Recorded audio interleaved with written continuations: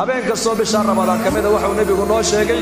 in Ilaahay uu leeyahay adoomo uu naarta ka xoreeyo inna lillahi utaqaa min an-nar fi kulli layla wadalika fi kulli layla mu nabigu habeen kasti waxa Ilaahay uu haatay adoomo uu naarta ka xoreeyo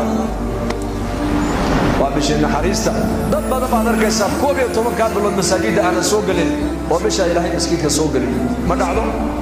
dad badan bisha Ramadaan bay kala wareegayaan kala wareeg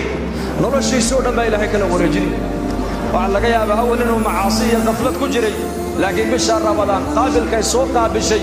ee isaguna uu soo qaabilay ayaa Ilaahay tabaaraka wa tacaala u soo noqday adoonkiisii markaaba Ilaahay u furaya albaabada raxmadda Ilaahay u furaya albaabada acmaasha loo furaya salaadii buu xafidaya soonkii buu xafidaya quraankii buu xafidaya akhlaaqdiisa oo dhan baa Ilaahay bisha Ramadaan ku beddelaya waa bil aad u barakaysan